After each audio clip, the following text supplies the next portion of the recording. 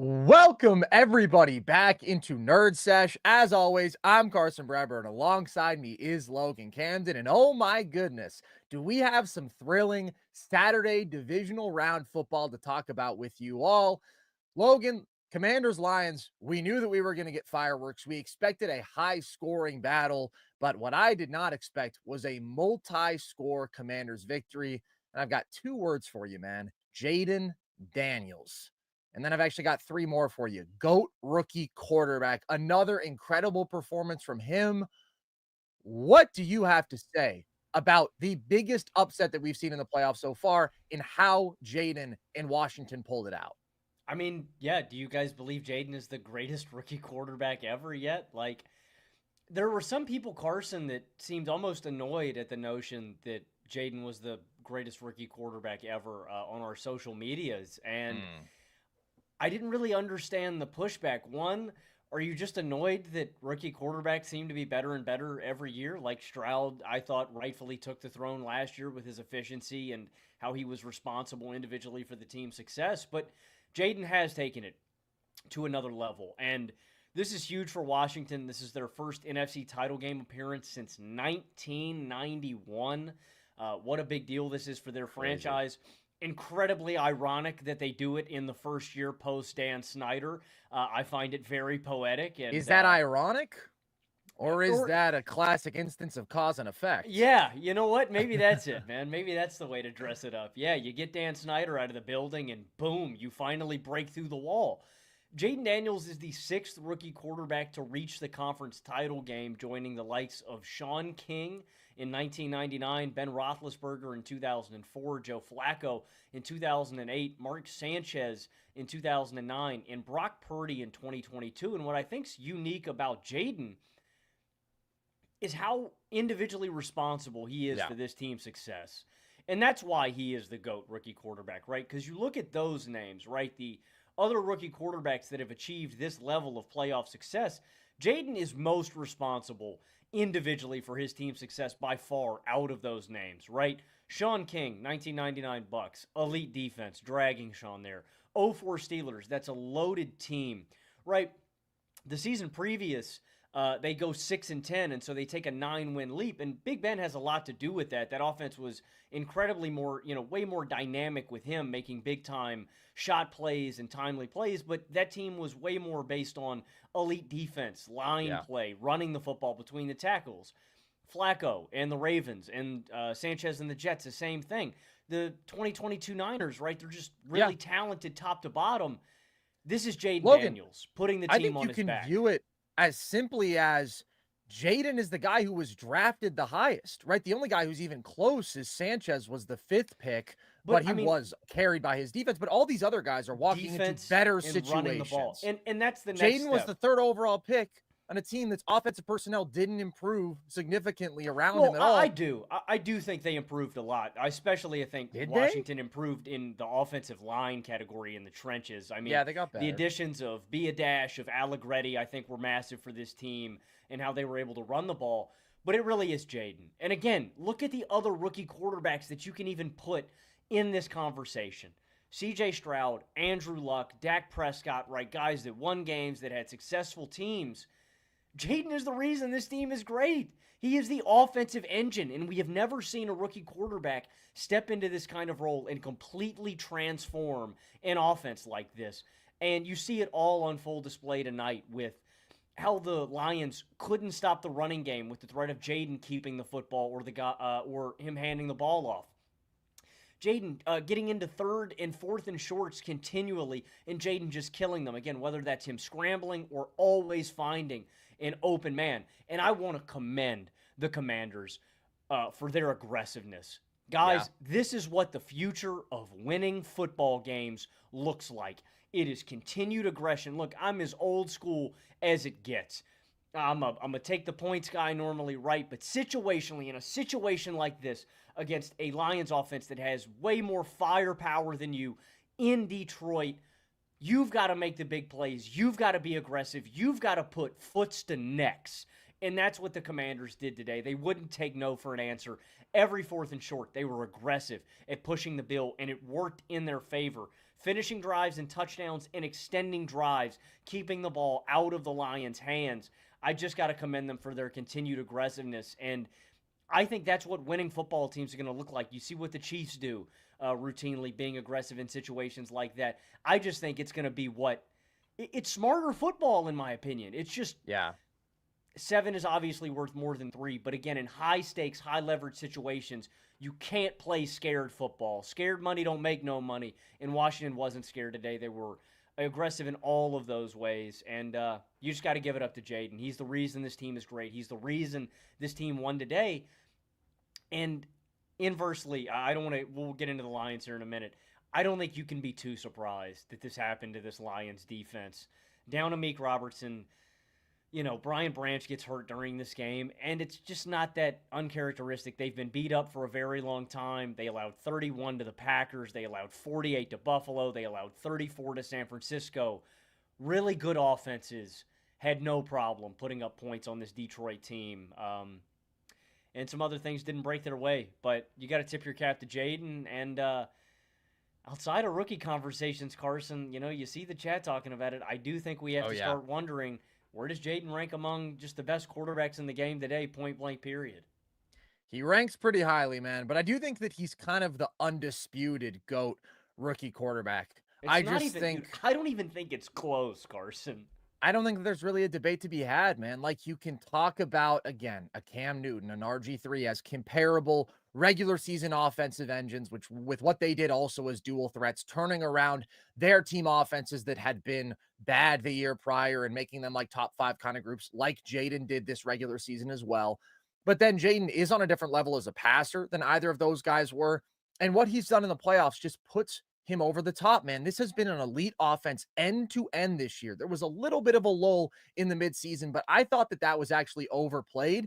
In totality, a top 5 offense consistently, and it's translated to the playoffs, dude. Like, yeah, Detroit has had their defensive issues, but I didn't expect Washington to walk into Detroit and put up 45 on them. They have a defensive touchdown there, but the offense was unstoppable all day. Now, I did think that this was a good matchup for Jayden because of how much Detroit loves to blitz as much as anybody in football, and Jayden has been amazing against the blitz all year. He was second in EPA against the blitz this season, I think, and it just didn't fluster him at all in this game. Detroit had 0 sacks. They never got all the way home. He was so composed. He was so accurate even under pressure.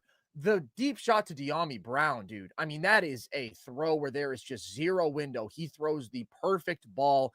And then on top of that, he runs for 50+ yards. Once again, he did everything. He is truly one of the elite offensive engines. I can put us on our back through the ground and through the air in a way that is so special. And from a rookie quarterback, again, we've never seen when you combine these physical tools with this level of composure and accuracy as a thrower, this level of poise as a decision maker.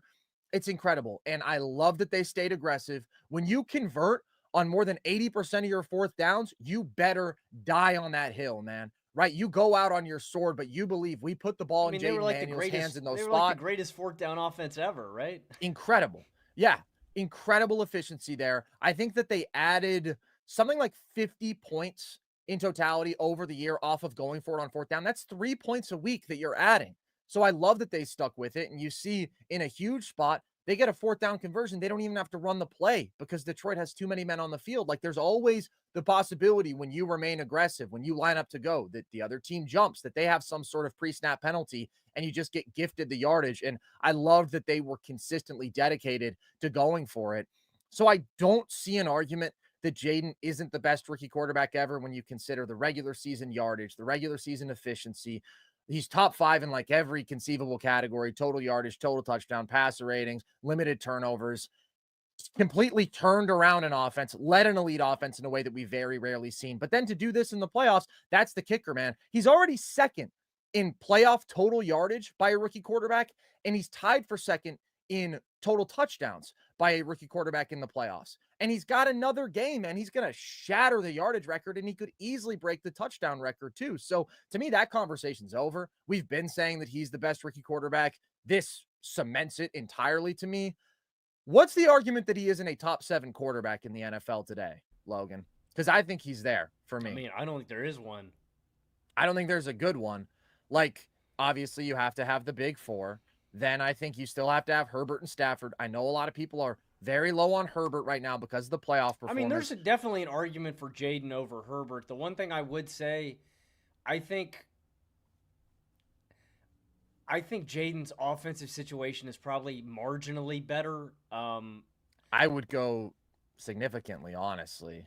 I mean, I it's mean, just I it's think the Terry, play calling is a and lot that's better. the I think final the line dynamic. is I better. do want to give Cliff Kingsbury an Yes. immense amount of credit for what he's done this year.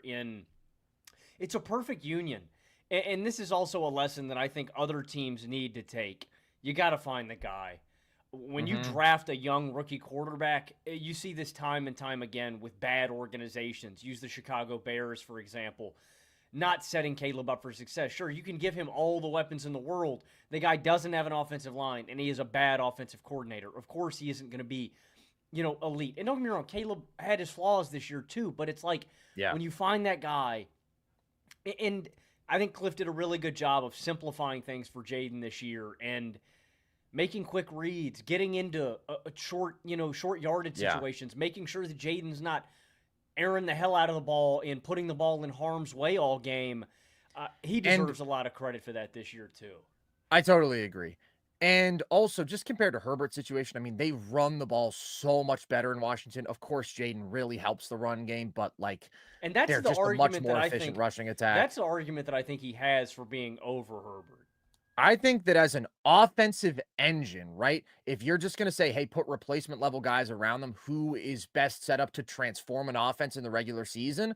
I think that Jayden is probably top five, right? He just stresses a defense in a way that like only Lamar and Josh Allen do week after week. It is so rare to have a dude who is this sort of scrambler and is also as good a passer. Obviously, Josh and Lamar, multiple levels above Jayden, right? But I'm just saying, that's the sort of skill set that he has that so few dudes in the NFL do.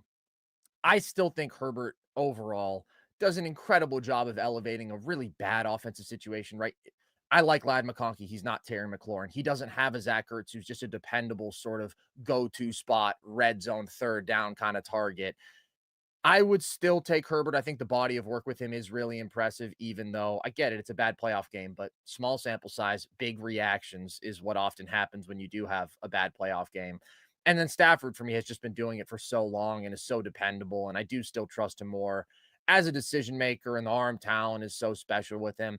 But outside of those top six, who I think are stamped, what's really the case for a Jordan Love I mean, the above next, a Jaden well, I Daniels? wouldn't even have Jordan Love. I think the next guy would be CJ, and then I think you go Jordan Love.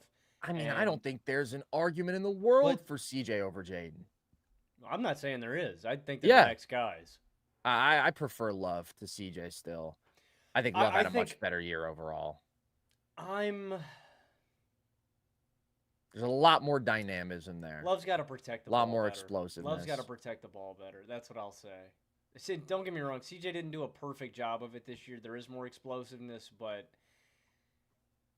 I don't know, man. I go between the recklessness pendulum, but I mean, Jaden's over those guys. Like it's not close to me. The with what he did to transform a team offense, like there's just a different effect in the running game. There's a different level of composure that Jayden has already. And everybody uses the same adjectives and stuff to, but calm, composed. He never looks rushed. Every time Detroit brought the house on him tonight, he got the ball out so quickly. He was killing them. Yeah. Jayden just gets it, man. Jayden gets it. And I think there is an argument for him being top five right now. I think I'd have him six. I Wow. think I'd have him above Herbert, behind Stafford. Wow. Wow. I will say also, I think you're being a little unfair to Jay Love. Stroud had 5 more turnovers than him this year. I get it. It was bad in the I mean, playoff Jordan Love game, also but played less games. yeah. Okay. Well, Stroud still had more turnovers per game. Like Stroud had a really rough year, and we'll talk about his performance later I today. know what CJ Stroud is. I think that CJ is very good. I just think that you're getting more explosiveness with Jordan Love, and I think that we saw that in totality over the year. I think that he's more of a true playmaker, ceiling raising kind of guy. Obviously, just has different level physical tools. I think I would have they're Jaden above them comparable. both, though. Yeah, I for thought they were sure. very close coming into the year. Jayden, to me, he has more dynamic playmaking than both of them. Obviously, he's a completely different level as a runner. He's a different level creator out of structure, in my opinion. He's the best out of that group.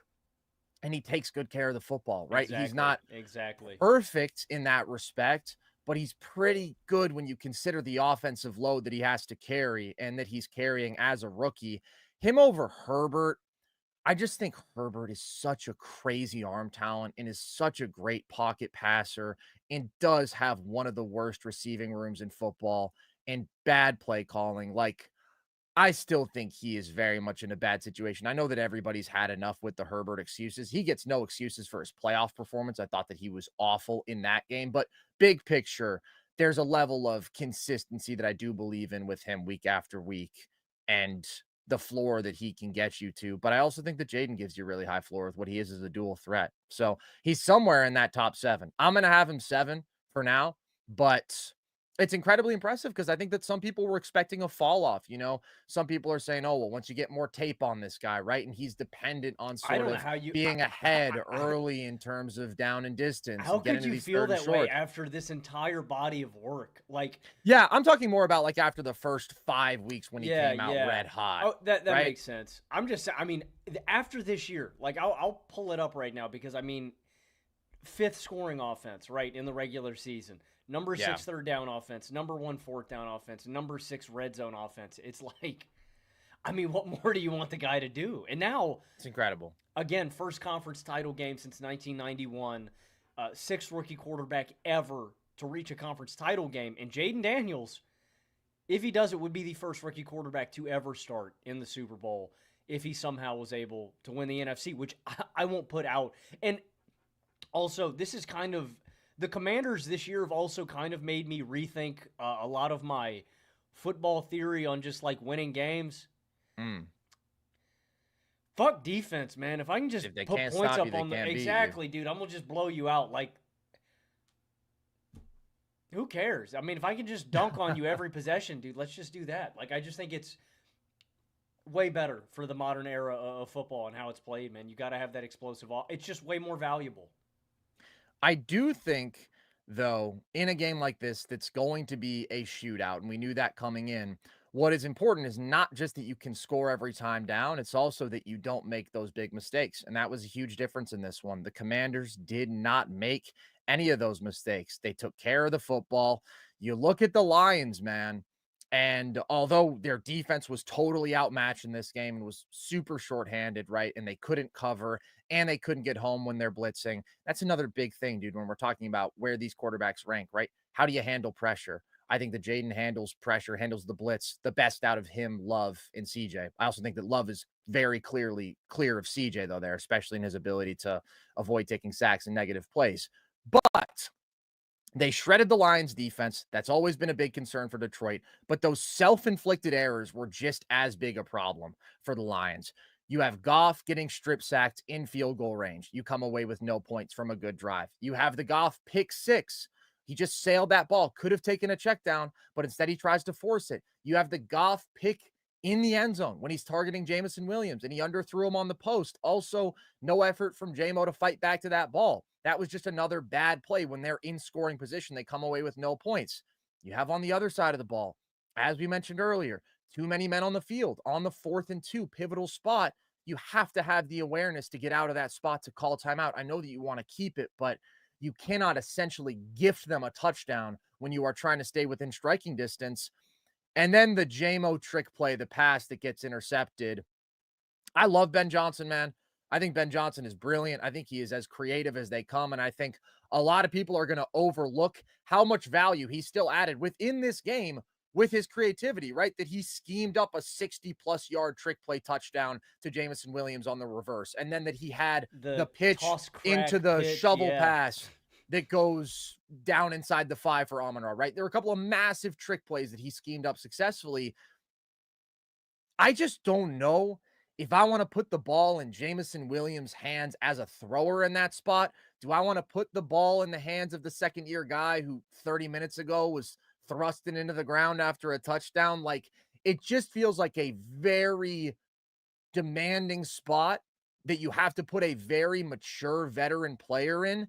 And like, you have to have drilled into him countless times. Dude, if it's not there, you don't throw Don't the put it in football. danger. If it's not there, you are not a quarterback. Okay, you are not going to needle in some tight window throw. Don't chance it, eat it, try to just run back to the line of scrimmage and we'll start again on second down. And obviously, he throws a terrible interception. Like, I thought that that was a bad call, and I thought that that was also really, really bad execution. It was a poorly coached game by Detroit, man. It was. And Goff is a big Uncharacteristically part so, of the yeah. self-inflicted errors. But yeah, I think that this is a great coaching staff, but I thought that they were not good when you consider the situational stuff, when you consider the defensive game plan. I mean, they did what they do and they were just outmatched, but they certainly weren't able to mix it up and do anything to make the offense uncomfortable. But also, Goff really, really cost them with those 3 first half turnovers. So if you think about what have been the 2 questions about Detroit, defense, Goff, are those 2 aspects Super Bowl caliber? And obviously, they didn't have their real defense, but this is the defense that we've seen down the stretch. And it was just a really rough performance from them in both those categories. And their Achilles heels very much bit them. Well, I mean, what was the last key that we mentioned when we were talking about this game? Jared Goff poops his pants. That's exactly what happened. It's I path to mean, Commander's victory. like you said, dude, when you're the better team, when you're at home, when you're the high seed, not beating yourself is so critical in just putting games away. Like you mentioned, the fumble in the red zone, catastrophic. You got to get points on. You're up in that game at that point, right? Just pad the lead a little bit. Don't kill yourself. You're marching at the end of the first half. It is vitally important on this drive that you generate points because the Commanders are coming and they're coming and they're coming. And you give that one away. And I put that on Goff and Jamison Williams both. Goff, I didn't think threw that one hard enough. Yeah. It just kind of floated up in the air a little bit. Also, great cutback. I think that was Sanders still who made that interception.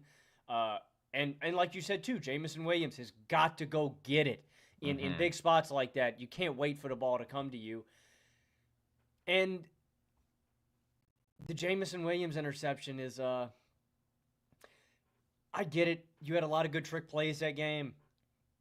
It was just a really desperate feeling play call. And it's a really disappointing end of the season for Detroit. You know, you saw all the numbers during the broadcast. This is the most wins they've had in a single season. This is the best point differential this team has ever had. I mean, it was dominant. And now there's a lot of questions that come into play about Detroit's future. Primarily, are you going to be able to retain both of these coordinators? You know, the rumor mill across the NFL, Aaron Glenn is a really highly touted prospect as an NFL head coach. The same thing goes for Ben Johnson, both of these guys. We saw Philadelphia, for example, exceptionally talented. When they lost both of their coordinators last season, there was a fall off.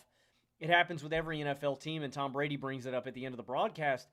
Every single season is different, right? With injuries to guys, with changes in turnover and coaching staffs. You got to capitalize on every year. And it felt like Detroit was the best team top to bottom. And unfortunately, you leave this season not only disappointed, but you have major questions about Jared Goff and if he can get it done and if he can cut it in big games again. And you really worry about retaining these coordinators. And it just sucks that you go down in this way, Carson, in my opinion, to a team that's so similar to you in sense of where they are right now. An offensive-oriented team, their defense is depleted, and they beat you how you beat their teams. defense started depleted. Well, yeah. Detroit's defense got depleted. Exactly, Washington just never had the dudes. But to lose in this style of a game, you know what I mean? Right. Where it's a shootout and you would go, oh, well, this is tailor-made for Detroit to win. They're great at answering punches, and they're great at just, winning track meets. And they just come up short. It's a really, really disappointing end to Detroit's season. It is telling, man. Like, no matter how high-powered your offense is, kind of the opposite of what you were saying about Washington, but I'm talking about holding them to a different standard. If your goal is to win the Super Bowl, you have to be able to get stops. And Detroit couldn't get stops in this game, and they couldn't be perfect like they needed to offensively. I think that Ben Johnson is going to be gone. I just don't see him not getting a head coaching job with the number of vacancies that we have. I think that he is too brilliant. I still think that he is a total elevator with his play calling. Aaron Glenn, I think probably will. I mean, this was a rough performance, right? Because they just got shredded blitzing and they got shredded in man.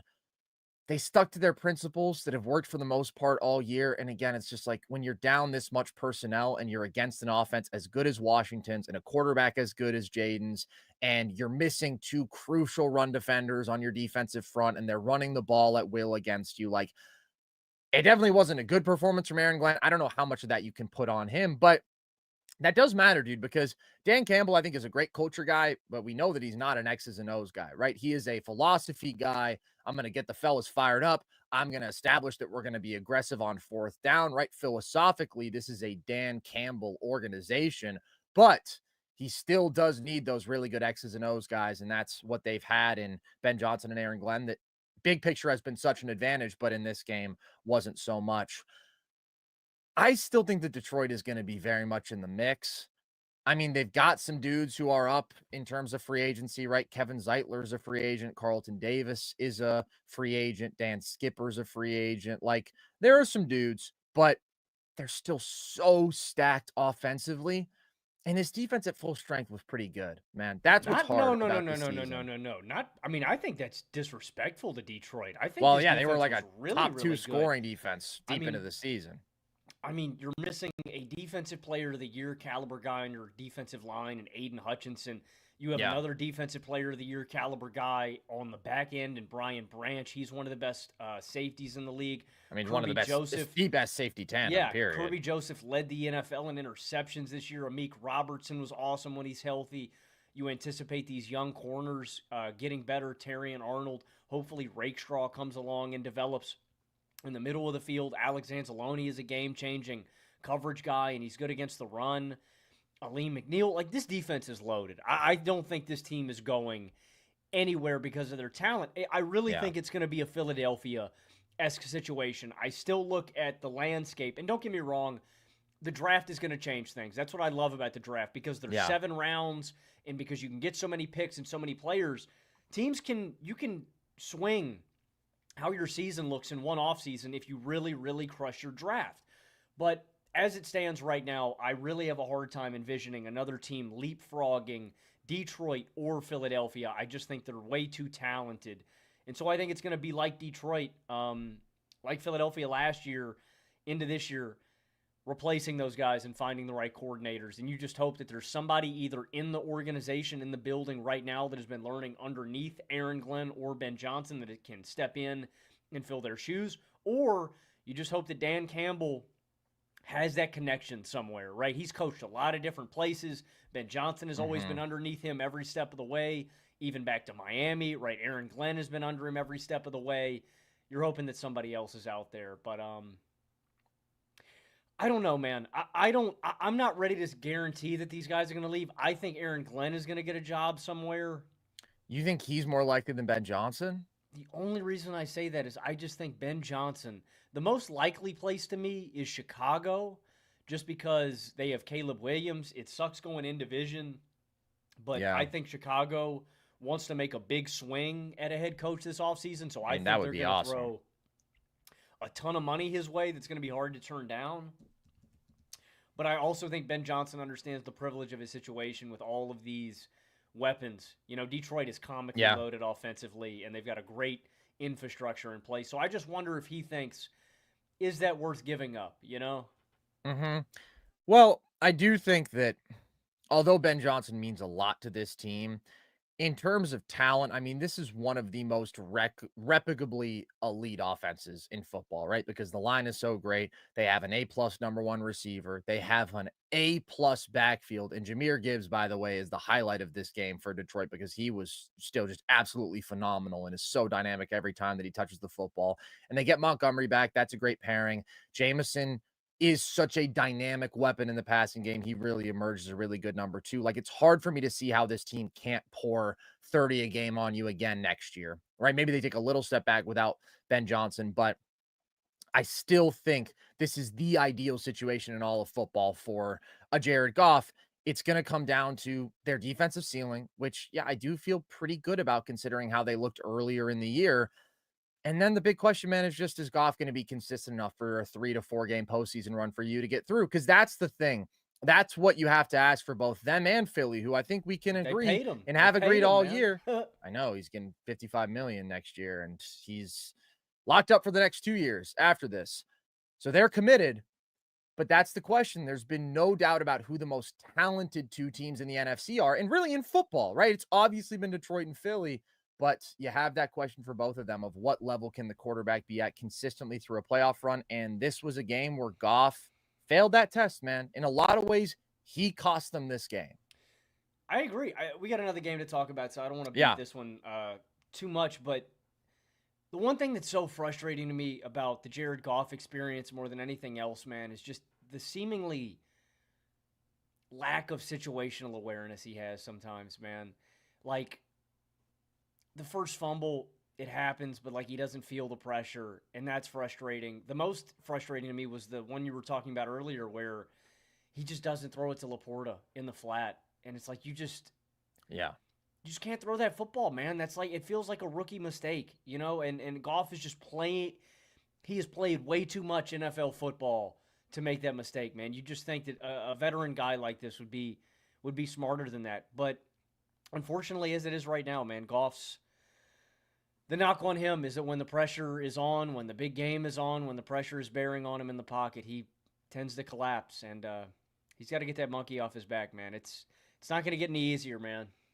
I do think also that maybe they got a little bit too pass heavy, a little bit too quick. Like, I get it. They were trailing, but they averaged 9 yards a carry this game, I dude. think that end of the first half possession really sealed Yeah. their fate. I think they had to get a touchdown right there. I think they had to at least get points because then obviously Washington starting with the ball out of the half. But you just think about on that final drive, right? Like when it's 3rd and 3 and they're like, "Oh, we don't want to give the ball back to Washington, so we'll just run it here." And Jahmyr Gibbs just like easily spills forward for like 10 yards. Like they were doing that at will. They averaged 9 yards per carry and Jahmyr Gibbs had 14 carries. That is a little bit frustrating that although we know this team has been able to kill you through the air and on the ground, we know that where they are absolutely dominant is on the ground and they didn't get to unleash that in this game as much as I'm sure that they would have wanted to. And a lot of that is Jayden put pressure on them because he kept on putting up points. But also, it's like when they put the ball in Goff's hands, he kind of took them out of the game. There were good plays, but there were some really bad plays that you just couldn't afford in this game. I feel like we've covered this one sufficiently. Shout out to the Commanders, though, dude.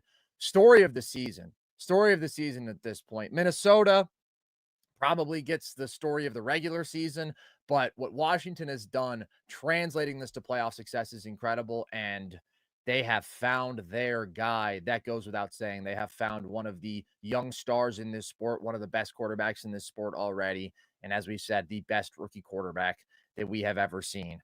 All right, we're going to take a quick break for some words from DraftKings. After that, we are going to talk about Chiefs Texans. NFL playoffs? We're talking about NFL playoffs? You bet we are. Get in on the action at DraftKings Sportsbook, an official sports betting partner of the NFL. Scoring touchdowns is key to winning in the NFL playoffs, and the key to you scoring big is betting on them at DraftKings, the #1 place to bet touchdowns. Ready to place your first bet? Try betting on something simple like a player to score 6. Go to the DraftKings Sportsbook app and make your pick. And here's another reason to watch your favorite players crush it in the playoffs. New customers bet $5 to get $200 in bonus bets instantly. Score big during the NFL playoffs with DraftKings Sportsbook. Download the DraftKings Sportsbook app and use code NERDS. That's code NERDS for new customers to get $200 in bonus bets instantly when you bet just $5. Only on DraftKings Sportsbook. The crown is yours.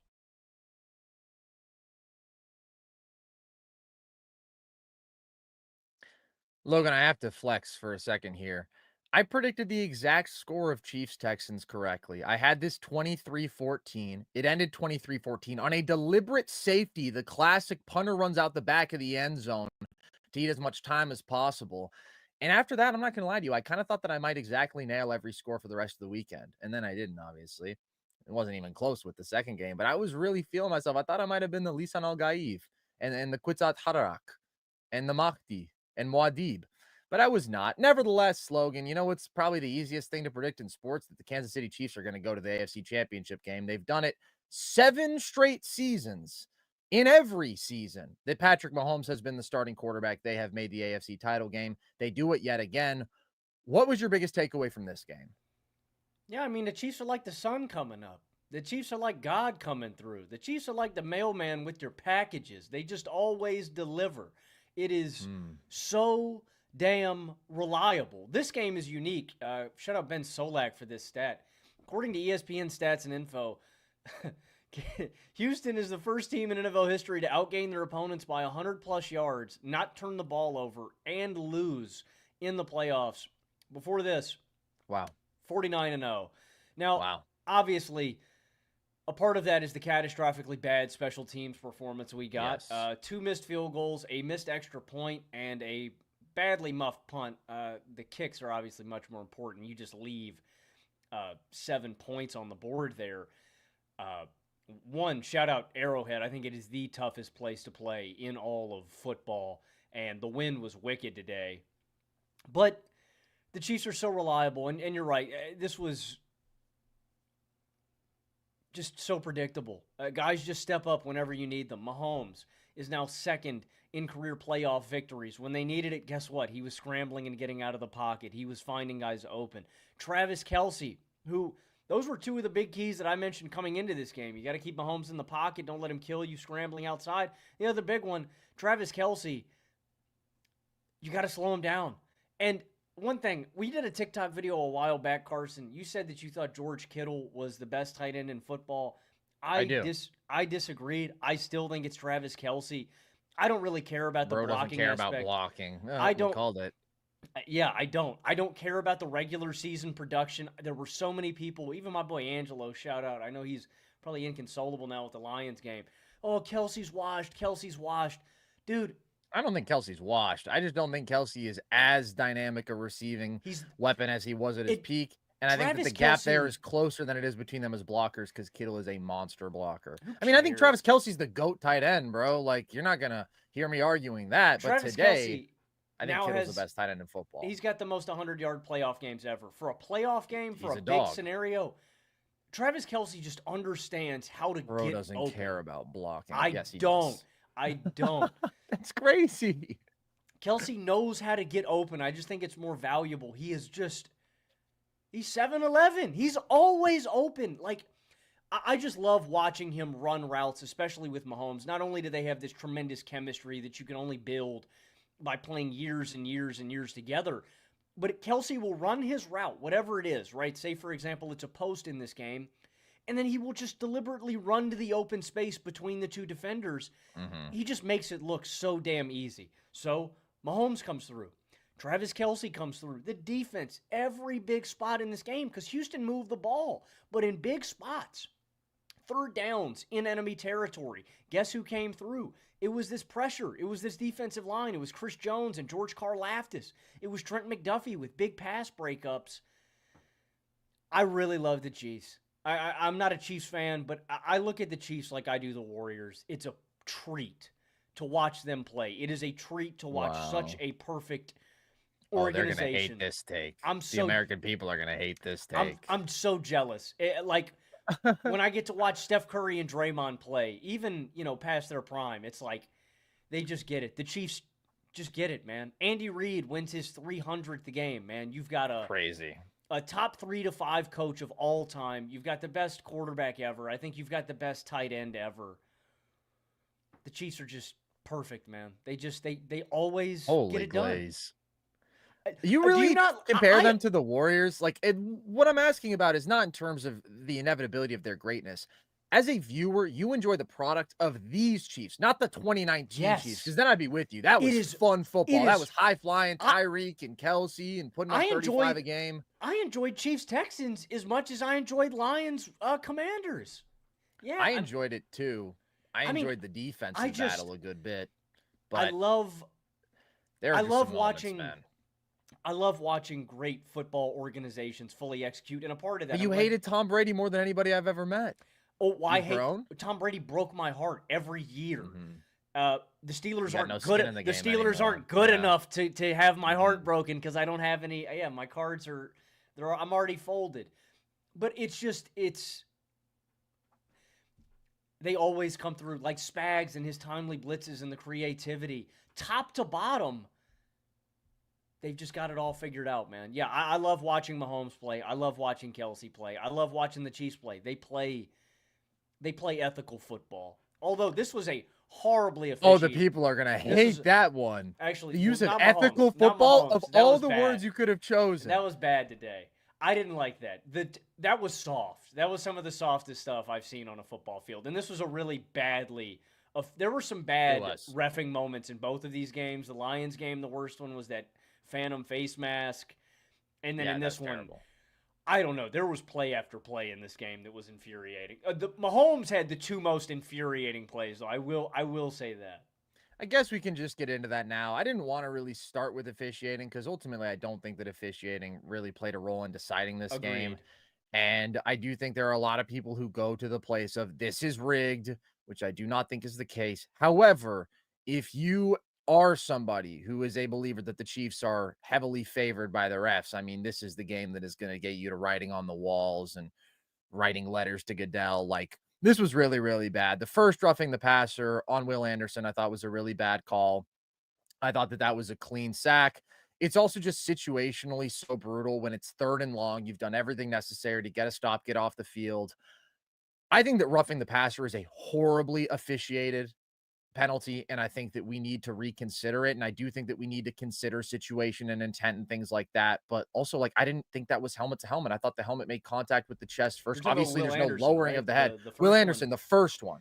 Yeah. I mean, he didn't. And the thing to me was he didn't hit him hard and he didn't put his body weight on him. It's like no body weight. And you said this in our group chat, and I thought you hit the exact nail on the head. Like, it's the spirit of the game. It's like, dude, these guys are going to war. The quarterback is going to get hit, and yeah, it's because it's Mahomes and because he cried and threw his hands up and won. Is it a dangerous, malicious play? No, absolutely not. Don't make it a game-altering call, which that one was because it extended a drive that the Chiefs ultimately got points on when they were dead in the water on that drive. The next one was less consequential, but was far worse. And something seriously needs to be done about quarterbacks sliding in situations where you are just at that point a runner and you have to be treated as such, bro. Mahomes is literally bobbing and weaving behind his blockers like he's a running back. He's reading blocks, he's evading defenders. Then he runs towards multiple defenders, runs into traffic, and at the very last second slides. You can't do that. You cannot do that, and you certainly can't do that and then expect to get a call and get a call. Like, people are talking about, oh, there's contact at the helmet. Bro, they're diving on a player who is suddenly sliding right in front of them at the very last second when he has been evading defenders as any other runner would. No, Carson, you don't get it. When Mahomes has the ball past the line of scrimmage, you're just supposed to disperse and open up like an open walkway to the end zone. I just don't understand how you're supposed to deal with a running quarterback if and that is allowed and if that is treated as a penalty. He exploited it. He exploited it, and I just think that that sucks. And then the flop that you're talking about, that was just the cherry on top. Like, quarterbacks flop, man.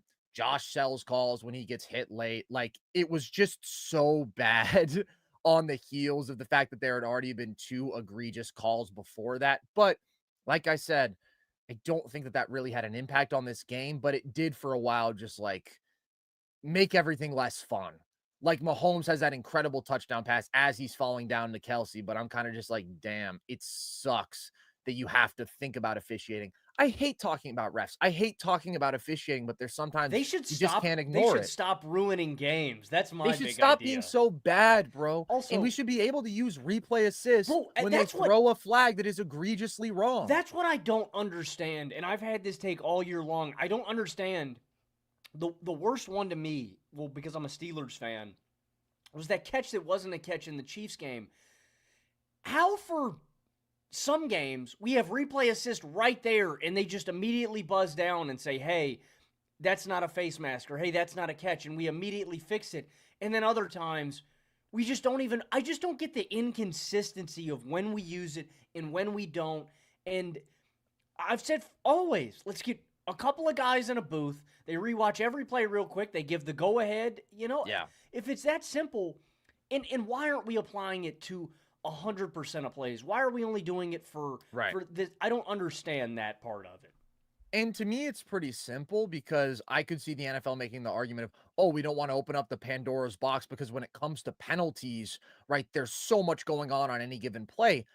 I do not think that you should be able to call a penalty retroactively via replay assist, because at that point it's like, yes, you could call a million different things on any play that could bog down the game so much it's just not feasible. But when you have thrown a flag, a face mask, and it is blatantly obvious that there was no contact to the face mask, and it takes 5 seconds to see that, you don't even have to slow down the game. You just say, go up to the booth. Oh, we were wrong. We'll pick up that flag. Why would you not do that? Like, there's no downside to that. It's very clear that that's something that the league should do. We have this technology. Using it selectively, to me, is just strange. So, yeah, there were some very bad calls today. But the Texans had some trouble outside of that. Now, that being said, I thought that Houston played quite a good football game for 3 quarters. Like, they were the better team for the first 3 quarters of this game. They dictated things on the ground. They were running on over 50% of their downs through the first 3 quarters, and they were getting over 5 yards per carry. Mixon was good. They were getting more push up front than we're used to seeing from them. And CJ Stroud was really composed. He was picking apart the zone. He was using his legs on third down very effectively when they needed it situationally. He never put the ball in harm's way in those first 3 quarterbacks. They had double the Chiefs' time of possession. Like, it was just easy. They were in control. They were getting what they wanted. They were the better team. They were still down one because of the missed kicks, but they were in a good spot. They had played very well. Then, though, things really did unravel in the fourth quarter. And a lot of that was just Spags going demon mode, man. And you're talking about the Chiefs and how they're the greatest thing that you've ever seen and one of the 7 wonders of the world. You know, the Chief who, to me, far and away, really had his fingers all over this game, his fingerprints. Karlaftis. Kelsey, obviously. Oh, No, I'm talking about the great Chiefs, the dudes who have been pillars of this dynasty since the first Super Bowl. Kelsey was amazing. But Spags, man, Spags was just cooking because they really weren't blitzing Stroud much in the first half, and he was comfortable. He was sitting back in pretty clean pockets, and he was putting in work, and his receivers were getting some free releases off the line. Then they dialed up the pressure, and on the final 3 drives for Houston, Kansas City had 5 sacks. It started on the third to last possession. They had free rushers on both second and third down. Then Houston is at 4th and 10. They're just outside field goal range. They decide pretty late in the play clock to go. So they're kind of rushing to get the playoff. And then it's another blitz, and you get a loss of 16. And it's just another devastating play. Like, their aggression, sending extra rushers, just devolved the Houston offense into chaos. They pressured CJ on more than half of his dropbacks in this game. They blitzed him on 17 dropbacks, and 8 different times in this game, Logan, they had a free rusher going at CJ Stroud. And CJ has struggled in those situations this year. He was 25th in EPA versus the blitz. He was 31st in EPA under pressure. Like, I had the expectation if you really heat him up, you will have success, and nobody is better at doing that than Spags, especially when you need it most, and he saved it for the fourth quarter, but it was overwhelming. And of course, the bigger thing here is not CJ, it's just the offensive line couldn't hang. They weren't picking up the blitzes. It's a bad offensive line. They were putting CJ in some really untenable situations. That's where this game was decided. Like, the Chiefs defense, specifically their pass rush, specifically with the blitz, just overwhelmed Houston's offense late. But you didn't play a bad football game. I mean, you mentioned the stat for Houston. You had 124 more total yards. You had 1 more yard per play on average. You ran the ball way better than Kansas City. You were 10 of 17 on third down. Kansas City was 4 of 11. Your pass rush was awesome. Your coverage on everybody but Kelsey was really, really good. You had no turnovers. You checked a lot of boxes in this game. You just missed some key opportunities. You lose 7 points on missed kicks. You give Kansas City 3 points with the long kick return to open this game, and you were way more and penalized. You had penalty. 53 Yeah, more penalty exactly. yards. And some of those are bad calls, but also that's just too many free yards for the other team. Even if you take out the 30 egregious yards that we're talking about, they still had almost double the penalty yardage, and they just got out executed and out coached late. This is how the Chiefs win games, man. It's not always pretty. It's not always impressive wire to wire, but big spot, they out execute a team like Houston. And that's what they did. But this was not a bad showing from Houston, dude. It wasn't. It Not just at all. getting beat by a better team at the end. I think it's a really encouraging season for Houston, and primarily it's just because they have so many great players at the most important positions in the NFL. You have the quarterback, you have the defensive pieces, right? I mean, that is a transformative draft class from Houston, what they did. Getting C.J. Stroud, getting Will Anderson Jr., immediate impact guys that just change everything for them. Derek Stingley on the outside, right? Kamari Lassiter. You've got the head coach. You've got D'Amico Ryans. I mean, to me, and also the offense moved the ball too without Diggs and Dell. Nico Yeah. Collins, he found a lot. And there were some spots in this game where I'm like, damn, dude, if the starting wideouts are out there, like it makes a difference, right? Where, Hutchinson has a couple of plays that he can't come up with. And I just felt that would have made a real Wayne difference. slips coming out of his break at one point. The receiver play was not good for Houston in this game. It wasn't. And so you look at what this team needs, it's offensive line. I mean, I'm putting all of my resources this offseason into building that up. The defense is elite. It right? is. The quarterback is top 10. You have to. What do you build on? It starts with a great foundation. I think the Houston Texans have as great a foundation as any other franchise in the NFL. Any of these young ascending teams, I think the Texans are as good. Like Washington, like Green Bay. I look at, these young ascending teams. I think the Texans are as good as any of them, again, because they have elite players, some of the best at the most important positions in football, and they've got the coaching staff. Like, I don't think the Texans are that far away. Don't get me wrong. The AFC, and that's why I think it's so funny anytime people talk about the AFC playoffs. 4 quarterbacks have represented the AFC in the Super Bowl. I think that's a number since 2011 or 2010, maybe even further back than that. Like, it's always been Brady. It's always been Peyton. It's always been Ben. It's always been Mahomes. Well, Burrow's also made the one.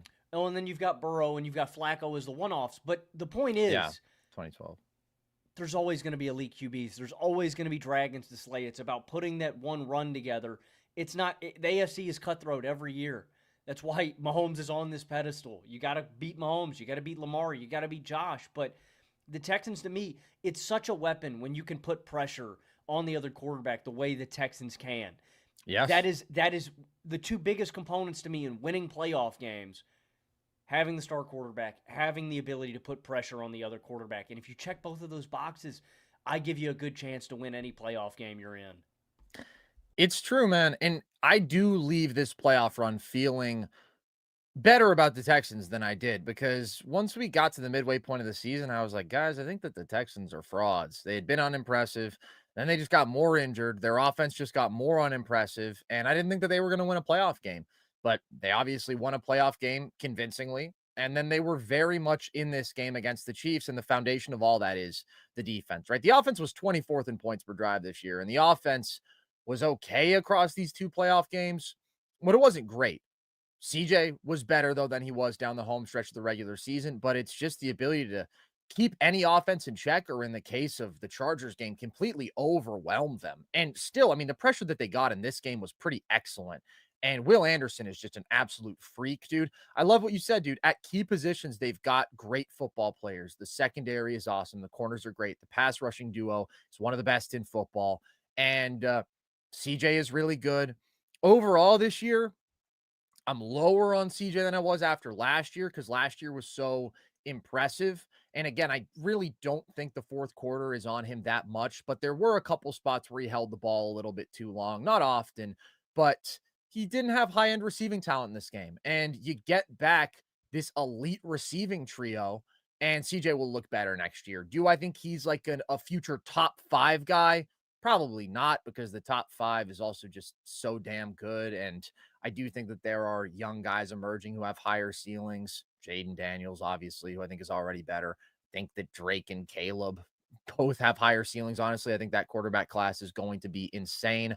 But CJ's a really good starting quarterback, and they have the receiving weapons, and they have the elite defense. The future is bright. Like you said, they just need to really, really figure out this offensive line. That is far and away the biggest priority for this team. For Kansas City, this wasn't a very good offensive game, right? It wasn't a pretty win for them.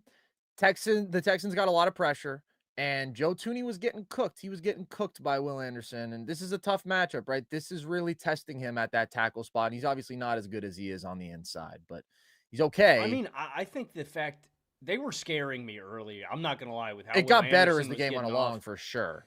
But that's what I was just going to say is I feel like the Texans had the best answer at that position. You know what I mean? I think that's probably the biggest That's true. challenge It's that the Kansas hardest it'll City's going get. to face at the edge spot. And like this is no disrespect to Buffalo's got good guys, Baltimore's got good Doesn't compare. personnel. I think Will Anderson's the best of the bunch. Oh, and Daniil Hunter is better than any edge rusher that Yeah, Baltimore or yeah. Buffalo has. It's a really, really tough duel. I agree on that front. I do think that they are susceptible to facing those elite pass rushes.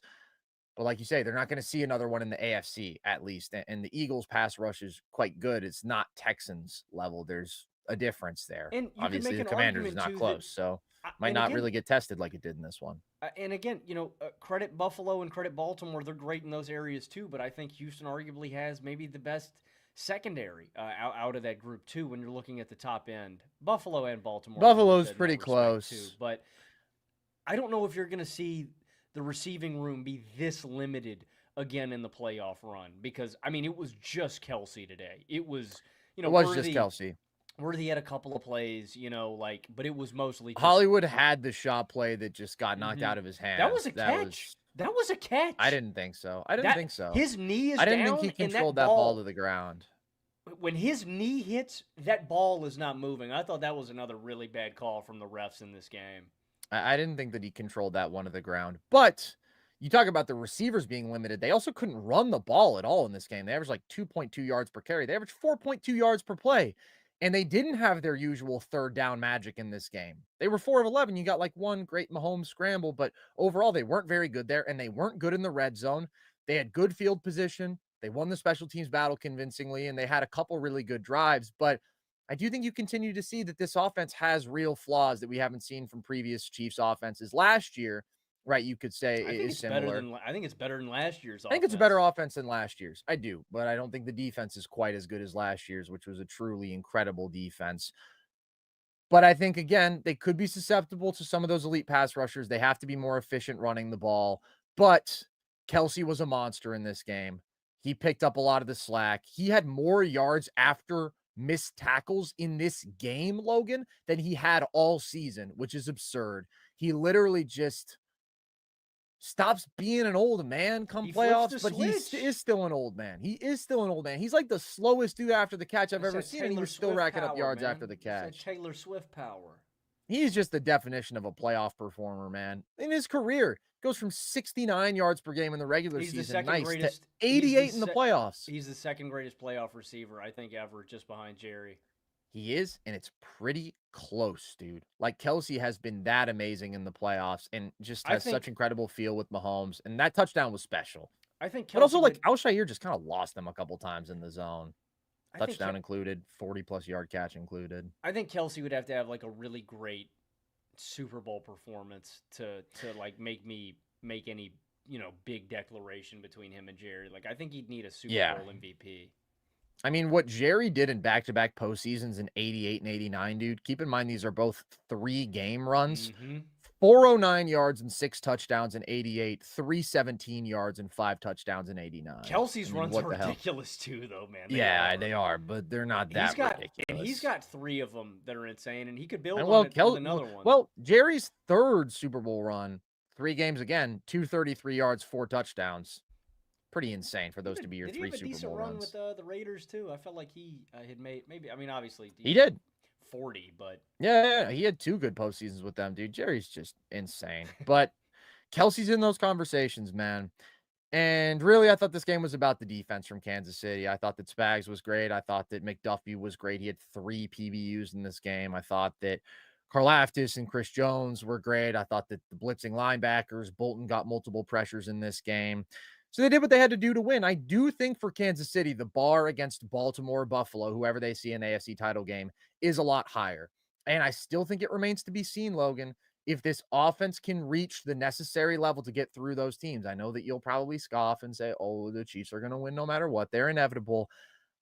I don't think that that is necessarily the case this year. As I've been saying, I think that they're vulnerable. I especially think that Buffalo is a tough matchup for them because of their pass defense. And they really fared pretty well against Kansas City in their first matchup defensively and obviously won that game by 2 scores. And the Chiefs just don't have the level of explosiveness that those teams do. But I definitely think that they can throw a better punch than they did today offensively. And I do think we saw the offense trending up with Hollywood Brown getting back healthy. But I mean, I've said it many times. If they see Buffalo, I'm picking Buffalo. We'll see who gets out of it. Regardless, it's another Chiefs win. 7 straight AFC title games is just an unbelievable accomplishment. And they're professional winners. And that's where they pulled apart late, right? This was a team that didn't have the highest end talent in Houston. And they just got out executed when it came down to winning time. Sun came out. I went and bought a drop top. Mm-hmm. Party on the block. Yeah. Looking like a car lot. Chiefs won. Chiefs won a whole lot. Sun came out, right? You know, Gunn is talking about his day to day. Right. Stuff he does every day. Chiefs win. They just do it every time. I'm seeing some Caitlin Clark discourse in the chat, dude. I'm not going to lie. I felt nervous for Caitlin Clark. I was like, damn, she's a young white woman. This is probably her lifelong dream to chill with Taylor Swift. Dude, I hope she doesn't fuck it up and say some weird shit. Caitlin Clark and Taylor Swift look like they're going to be besties, bro. That kind of fired me up. It fired me up, but I also had some sort of anxiety for empathetic butterflies for her. You know me, I'm just such an Taylor empath. Swift was probably a little bit in she probably also got butterflies going, man, I'm sitting with the best women's basketball player of all time. I kind of doubt it. I feel like there's a pretty clear power imbalance there. I mean, Caitlin Clark's probably been a fan of Taylor Swift's for, her life. But now they're going to be T Swift just learned about who Caitlin Clark is 2 years ago, maybe. But they're going to be besties, bro. And I think that's awesome for the sport of football and their personal relationship. I was happy that Travis had a good game. So Caitlin wasn't feeling some sort of weird hostile energy in the booth. I was looking out for her. Shout out to her. Good day of football, man. Good day of football. Tomorrow, I got to say, I'm even more excited for because obviously we've got the game of the weekend on paper. Games. My Bills against the Ravens. It's going to be huge. Going to be huge, Logan. And we will be back after those games tomorrow evening. Can't wait for that. Anything else you want to say on today's action before we wrap this puppy up? You don't have to. Oh, Jim! Oh, look at that flop, Jim! Look at that technique! That touchdown, I did let that out. I elicited a Mahomes when he was hit at the falling down TV. That was nasty. That was nasty. That was the play of the day. That was vintage stuff, man. That's what I want to see more of from the 2024 Chiefs. I don't think they're as fun of a watch as they used to be at all. I mean, you're talking about them Chiefs, like they're the prime warriors, man. The 2019, 2020, 2018 Chiefs were crazy fun to watch. Yeah, but he's not as fun to watch as Josh or Lamar. He's not close. Not close? No, bro. Those guys do way more thrilling stuff. But Mahomes kills you every time.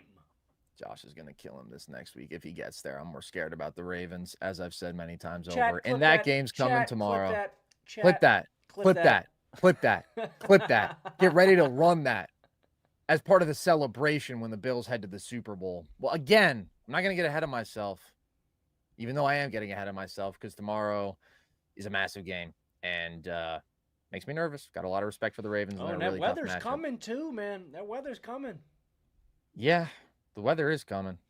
The weather outside is frightful. But what is so delightful? Smile. Josh Allen. Josh Allen is so delightful. That's what it is. See you guys tomorrow. Appreciate you tuning in. If you want more of our content, it's all here on our YouTube channel. If you're watching this live, you can find all of our full shows about the NFL and NBA. And you can find our film breakdowns and video essays that we do. I apologize. Some dude commented on our last show that if the next video we posted wasn't a 3-hour Amen Thompson Glaze Fest, he was going to unsub. Unfortunately, this is the next video that we're posting, so hopefully he doesn't see it, and then we'll get to the Amen Glaze early in this coming week. But that is all on our YouTube channel. You can listen to our show across all audio platforms, and you can follow us across social. TikTok, gone. Probably just for a couple days, it looks like, and then it seems that it's going to come back for another 90, but for now, gone. So forget about following us there. But you can follow us on Instagram at NerdSesh and Twitter at @nerd_sesh. And you can join our Discord if you want to chat with the gang. The link to that is at the link tree across our social media bios. You can also check out our merch. That is linked in our link tree and is at breakingt.com. So with that, as always, appreciate you guys. I've been Carson Brabber. I've been Logan Camden. And this was NerdSesh.